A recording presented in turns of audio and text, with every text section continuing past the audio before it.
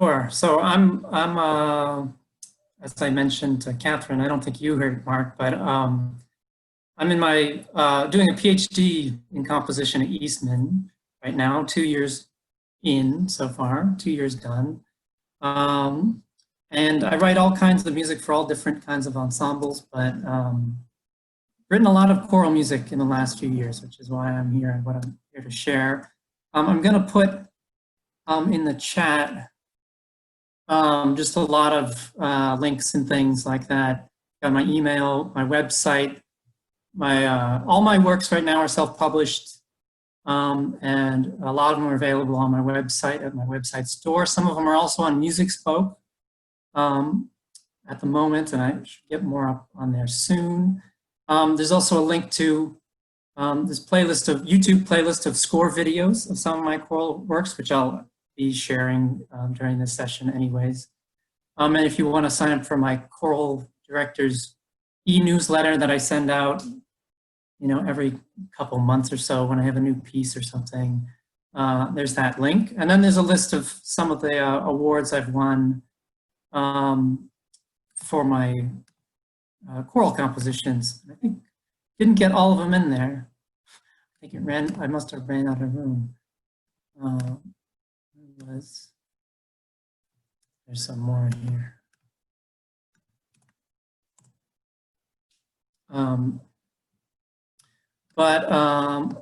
Let me share some clips of my music with you then. Share computer audio. Let's see, this should work. My most performed choral work so far is this one called Do You Hear How Many You Are, which has also been recorded by the Choral Synthesis Singers on this really wonderful album of socially conscious choral music called Empowering Silenced Voices on Centaur Records. But I'm going to play just about a minute or two of this work. Let me know, give me a thumbs up if you can hear it okay. Okay. Well.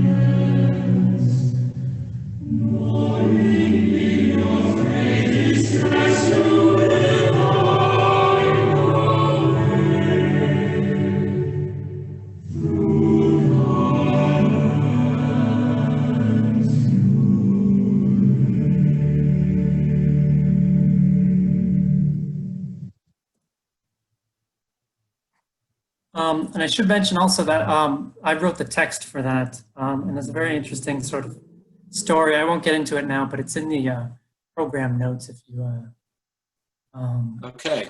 If you go on my website, you can peruse the full score and see the program notes. Read Great, thank you. Well, since Mark, you seem to be the we can tailor this to what you're interested in, actually. So you said divisi, non-divisi, sacred, secular. What Sure. So Capella Romana is a very specialized ensemble. We're a professional choir, so it's and it varies in size depending on what the repertoire demands. We do very, very early things from the Byzantine tradition, so early chant, sung in Greek, as well as contemporary works like Richard Tunzing's pieces, he wrote his big Kondakion on the Nativity for us, Yeah. Which is heavy VC. It's very thickly scored. And, you know, everything in between. So, you know, things like the Russian tradition, Rachmaninoff and Kostelsky and all those kinds of people. So we focus on sacred repertoire from both East and West, but really leaning our emphasis towards the Greek and Slavic sides of things. So Orthodox texts, and we've sung things in English by new composers. You know, Robert Keir has just finished up an all-night vigil for us that was supposed to have been premiered last month, but that didn't happen, and that was thickly scored. But then also we do things that are more, you know, that like, I hate to say this, but sort of a grab bag program of multiple composers of short pieces. That's often that's around a certain theme. So that's a kind of thing that we've done. I noticed that your Latin pieces anyway, or your sacred pieces, are often from the Latin or the Western tradition. Have you ever delved into the Eastern side of things? No, not really. All my sacred stuff has been either English or Latin text at the moment so far. Yeah. But I do love, I sing in a group here in Rochester, the Schola Cantorum at Christ Church, that does, with Stephen Kennedy, if you may know him. We do a lot of early Renaissance music, but also newer music, and we've done a bunch of the, like, Chesnikov and Grachaninov and some of the Russian sacred composers of the early 20th century, which is fantastic stuff. Maybe I should show you this piece I actually wrote for that ensemble, my setting of the Lord's Prayer, which is for any collection of voices, although I'll show it to you because it's a little different. It's just a single melody, but cantor sings each phrase first, and then everyone else, all the other singers, can enter on any pulse after the cantor finishes the phrase. So you get these overlapping harmonies and phrases until everyone comes to a unison at the end of the phrase, and then it repeats for each phrase after that. So it can be done with any collection of voice types, and probably needs at least 10 singers probably to be most effective. Good. But I'll give you a sense of this.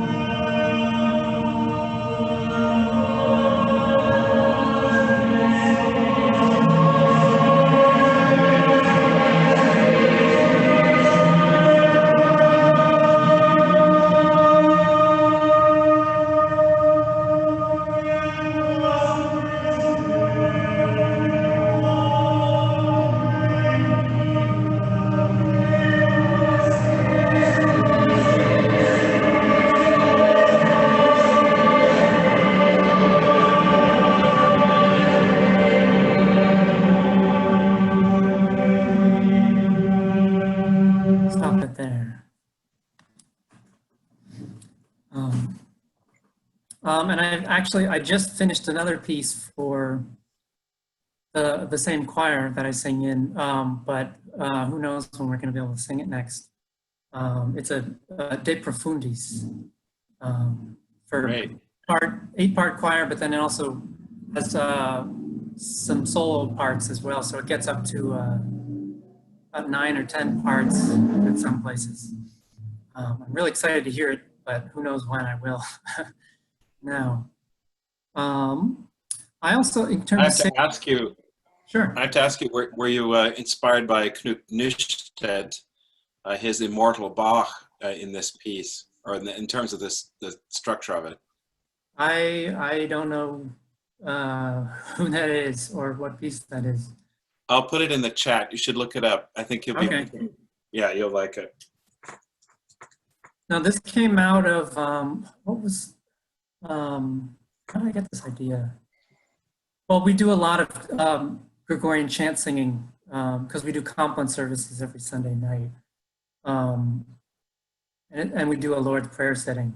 That's the compline, and I kind of had this idea for to be that sort of chant-like, but then have these overlapping phrases and this sense of like, this aleatoric or improvisatory where you get to choose where you come in and listen to each other, and to give that little sense of improvisation, very limited in a very limited sense. Yeah. I see some other people have joined. That's nice. Hi, Deborah. Hi, Patrick. We're glad you're here. Hi, Catherine. Hi, Keane. Hello. Hello, Deborah, who I haven't ever met, but I know you performed my Do You Hear How Many You Are, which I just shared a couple minutes ago. Yes. Yep. And you have things in Project Encore. Yes, yeah, and several of my pieces in Project Encore. Let's see, what else can I share? Hello, Patrick. Where are you? Hi, Catherine. I'm in London, Ontario, Canada. Of course you are. One of my favorite places. We should talk about that later then. That's not too far away from Rochester, across the lake, right? Yes, I've chatted with many an Eastman musician who has told me about their pre-21 years going across the border. Well, I'm a current Eastman PhD student, actually, and I don't know if you can see it in the chat for those who just entered, but I put some links in there to my website and things like that. I might share it again if it's. I think if you only see all the links if you started at the beginning of the webinar. So if new people come in, you have to reshare the links. They're at the top of the chat. Can you scroll up to the top of the chat and see them? Or is that only me? I'll just, I think it's, when you're, I think it guess it resets when you come in. So here's, there we go. It again, for those who entered with my email and website and this is recording. So it'll be posted in the chat as well. Great. Let's share some more pieces of mine. And the link to this YouTube playlist with these score videos is in there as well. I wanted to share this piece. This is a setting of 2 very short Emily Dickinson poems, sort of put together and created sort of an art shape with it, called This Short Life. And this won the 2018 Capitol Hearings Young Composer competition.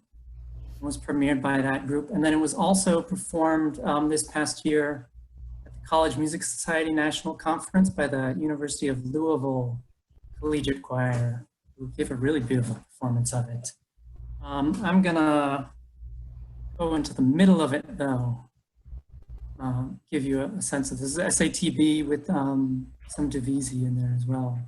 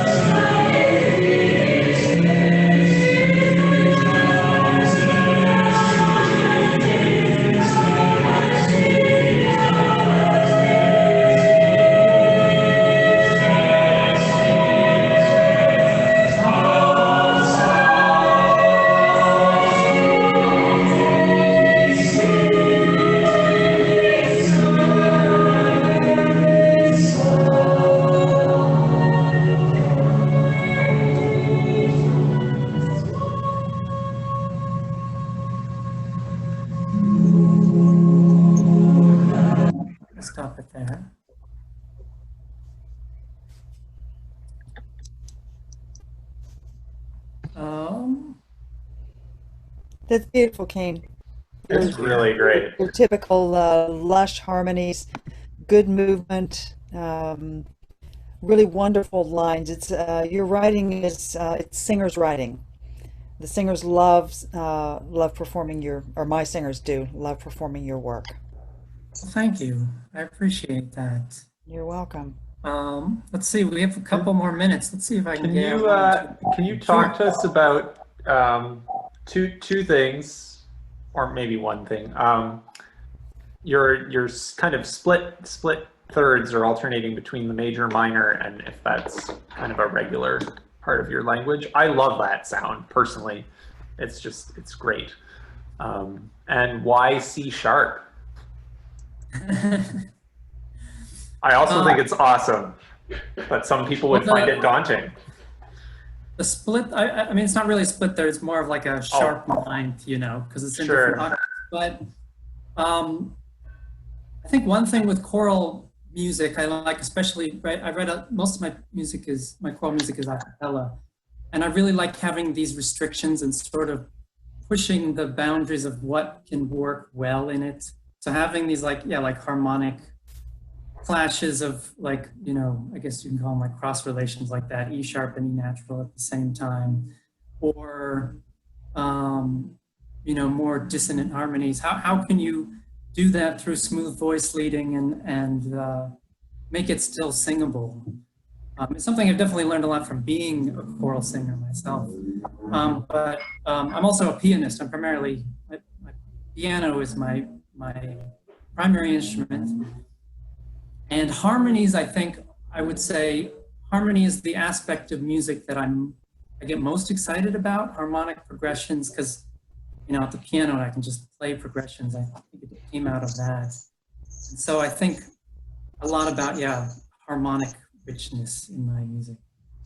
C sharp, that's just what this came out as. It doesn't start in C sharp. The piece actually starts, well, it's kind of ambiguous where it starts kind of A flat major, then it sort of has a sort of cadence in F minor here, and then D flat. It's really sort of ambiguous harmonically for the first section, which I didn't play you. But maybe we can play one more piece here, because we have a few more minutes. How about, this is a piece that has not been premiered yet. This is only the two words of the title, Jesus Wept, and it's sort of a meditation on that. And it's inspired a bit by, if you know the Goretzky Totus Tuus.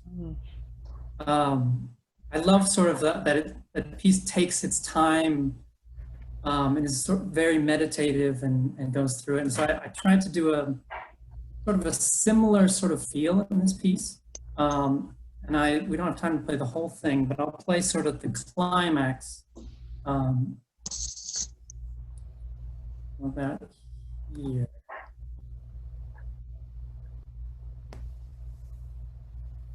This is a reading with the Eastman Chorale, although it hasn't been performed yet. Jesus.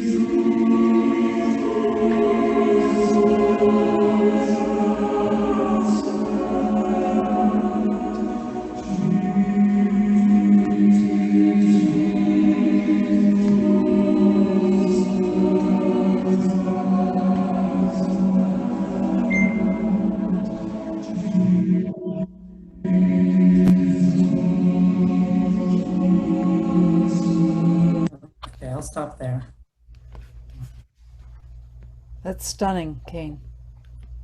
Thank you. Yeah. I appreciate you all coming here to this little Zoom room to hear some music. And Deborah, I don't think we've ever actually spoken before either, so it's nice to No. finally virtually meet you at least. I didn't realize you were in Rochester.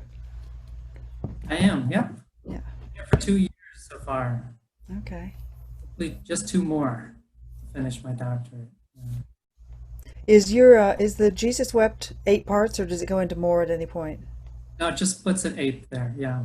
Most of it's not divisi, but at that, the part I showed you, it splits into 8 parts there. I'll take a complete look at that. It's very nice. Okay, thank Anyone you. have any last questions? We really appreciate it, Keane. Thank you for doing Thanks that. for the introduction to your music.